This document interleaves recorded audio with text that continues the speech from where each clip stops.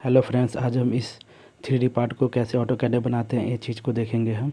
तो इसे बनाने के लिए सबसे पहले 3D मॉडलिंग को हम सिलेक्ट करेंगे। उसके बाद में फिर हम प्लेन डिसाइड करेंगे कि किस प्लेन में हमें इस ऑब्जेक्ट को बनाना है।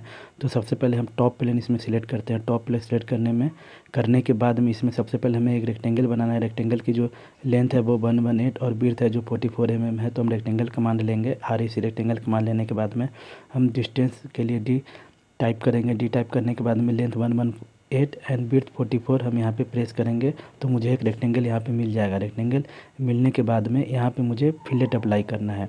फिलेट की जो वैल्यू है वो 22 mm है। जैसा कि आप देख रहे हैं इसकी जो रेडियस डायमीटर है वो 44 है, तो इसकी जो फिलेट वैल्यू हो जाएगी वो इसकी हाफ हो जाएगी, मतलब 22। तो इसके लिए हम फिलेट कमांड का यूज़ करेंगे। फिलेट कमांड के लिए F टाइप करेंगे हम, रेडियस वैल्यू हम 22 डालेंगे और ऊपर वाले दोनों लाइन को हम सिलेक्ट करेंगे तो वहाँ पे फिलेट अप्लाई हो जाएगा। और सेम फिर हम इंटर कमांड प्रेस करने के बाद में नीचे वाले दोनों लाइंस को सिलेक्ट करेंगे तो फिर से वो हमारा कमांड रिपीट हो जाएगा। इस तरह से मैंने यहाँ पे इस दोनों एजेस को फिलेट कर लिया है। फिलेट करने के बाद में इसके अंदर में कैप्सूल शेप का जो एक ऑब्जेक्ट है वो मुझे बनाना है। उसके लिए जो इस यहाँ पे हम सर्कल कमांड का यूज़ करेंगे। सर्कल कमांड यूज़ करके यहाँ पे जो डायमीटर है वो 16 mm हम यहाँ पे प्रेस कर लेंगे। वहाँ पे एक सर्कल मैंने बना लिया है।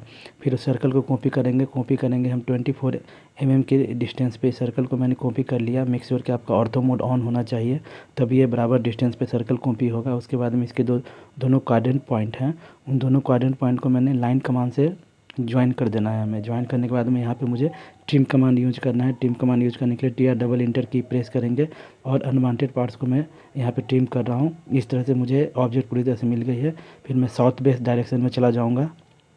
व्यू क्यूब को मैंने सिलेक्ट किया। उसके बाद में वहाँ पे आने के बाद में मुझे पैरेलल सेलेक्ट करना है, क्योंकि यहाँ पे वो पर्सपेक्टिव व्यू में चला जाता है। पैरेलल सेलेक्ट करने के बाद में यहाँ पे मुझे इसके जो कॉर्नर्स है व्यू क्यूब के वहाँ पे मुझे सिलेक्ट करना है। वहाँ पे मुझे इसे बार बार राउंड करके इसे मूव करके देखना है, क्योंकि ऑब्जेक्ट मुझे थोड़ा सा राइट डायरेक्शन में चाहिए। तो इसे मैं फिर से मूव कर रहा हूँ। व्यू क्यूब को हमें पूरी तरह से मूव करना जब तक मुझे डिजायर्ड डायरेक्शन में मुझे ऑब्जेक्ट नहीं मिल जाता है। अभी फिर से हमें व्यू क्यूब को मूव करना होगा। फिर से मैं पैरेलल ले रहा हूँ। व्यू क्यूब को हमें यहाँ पे मूव करना है। उसके जो चारों कॉर्नर्स है, कॉर्नर्स पॉइंट को मूव करना है।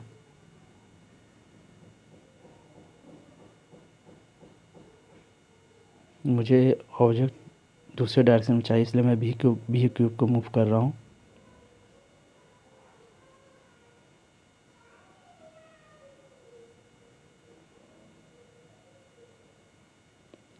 ये प्रॉपरली यहाँ पे आ नहीं रहा है, इसके लिए फिर से हम व्यू क्यूब में जा रहे हैं।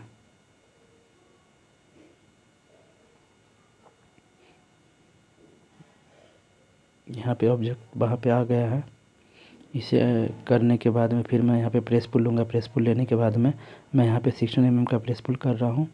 प्रेस पुल करने के बाद में यहाँ पे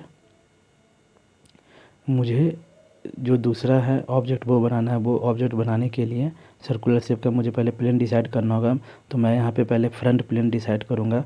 यहाँ पे सबसे पहले मैं फ्रंट प्लेन सेलेक्ट करूँगा तो ग्रिड की जो साइज़ है वो भी फ्रंट प्लेन में चेंज हो जाएगी। तो इससे ये आपको पता चलेगा कि आपने फ्रंट प्लेन सेलेक्ट कर लिया है। उसके बाद में यहाँ पे 2 सर्कल मुझे ड्रॉ करना है। सर्कल की जो डाया है वो है 48 mm और दूसरे सर्कल की डाया है 20 mm। तो दोनों सर्कल की डाया से हम 2 सर्कल यहाँ पे ड्रॉ कर रहे हैं। सबसे पहले मैंने 48 डायमीटर की एक सर्कल ड्रॉ कर ली है। उसके बाद में स्मॉलर सर्कल की जो डाया है 20 mm, तो वो 20 mm मैंने प्रेस करके दूसरी एक सर्कल ड्रॉ कर ली है। सर्कल ड्रॉ करने के बाद में हम पॉलीलाइन कमांड का यूज़ करेंगे और इसके क्वाड्रेंट पॉइंट से नीचे हमें आना है। टोटल लेंथ है 40, उसमें से 16 माइनस करेंगे तो 24 हमें नीचे आना है।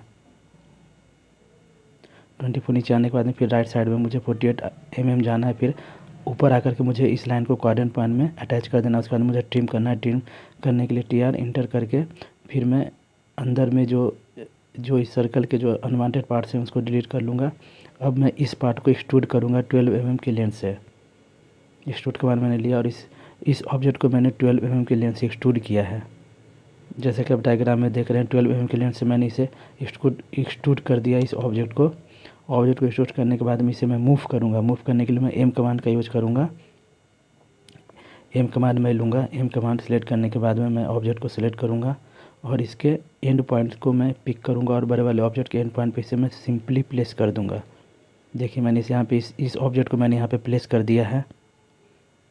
अब मैं जो मैंने 2D डायग्राम बनाई थी उस 2D डायग्राम की हमें कोई ज़रूरत नहीं, इसलिए मैं इसे इरेज कर दे रहा हूँ। इरेज करने के बाद में फिर मैं अपने ऑर्बिट से इस ऑब्जेक्ट को थोड़ा मूव करूँगा। हमें इस सेम पार्ट मुझे इस ऑब्जेक्ट के राइट साइड में भी चाहिए, तो इसके लिए मैं कॉपी कमांड का यूज़ करूँगा सिंपली।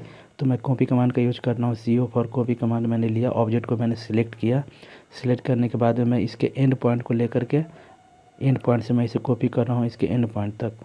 देखिए मैं इसके एंड पॉइंट से इसे मैंने एंड पॉइंट पे कॉपी कर दिया। उसके बाद में मैं इन तीनों ऑब्जेक्ट को एक सिंगल आइडेंटिटी में चेंज करने के लिए यूनियन कमांड का यूज़ करेंगे। उसके लिए हम कमांड प्रॉम्प्ट पे टाइप करेंगे UNION, यूनियन कमांड में कमांड प्रॉम्प्ट पे टाइप करूँगा और सिंपली इंटर की प्रेस करूँगा तो ये मेरा ऑब्जेक्ट पूरी तरह से यूनियन हो जाएगा। इस तरह से मैंने इस ऑब्जेक्ट को पूरी तरह से यूनियन कर लिया है। हमारी ये डायग्राम लगभग बन चुकी है। आप इसमें कलर वगैरह अप्लाई कर सकते हैं इसके बेटर अपीयरेंस के लिए। गाइस, इस वीडियो को आप शुरू से अंत तक पूरी तरह से देखें, तभी ये पूरा प्रोसेस आपको समझ में आएगा। अगर आप इसे स्किप करके देखेंगे तो ये पूरी तरह से आपको क्लियर नहीं होगा। साथ ही साथ आपको अगर ये ड्राइंग पसंद आया हो तो इसे लाइक करें, चैनल को सब्सक्राइब करें। और इसके जो 2D डायग्राम है उसे मैं इरेज कर दे रहा हूँ सिंपली। इसमें अब मैं कुछ कलर वगैरह अप्लाई कर ले रहा हूँ। तो चलिए, इसमें मैंने कलर अप्लाई कर दिया है। मिलते हैं एक नेक्स्ट ट्यूटोरियल में। Thanks for watching, have a nice day. देखिए मैं ऑर्बिट की मदद से इसे मैं मूव करके भी देख रहा हूँ। तो मिलते हैं एक नए एक्सरसाइज ट्यूटोरियल में। Thanks for watching, thank you all.